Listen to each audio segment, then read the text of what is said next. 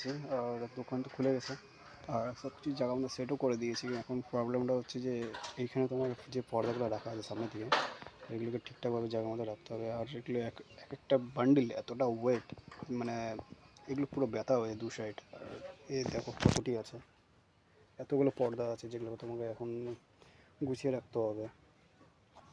আর আমার কাজ সকাল সকাল মানে শুরু কি হয় আর শেষ হওয়ার নাম নেয় না। আর এগুলো কাজ একবার যদি স্টার্ট হয়ে যায়, আর মানে পুরো দিন বসার টাইম থাকে না। তো যে যে কাজে আছো ভালোভাবে করো, নাহলে আমার মতন অবস্থা হবে। মানে মানুষের দোকানে কাজ করতে হবে, আর টাইম বাই টাইম তুমি টাকা পাবে, খেতে পাবে।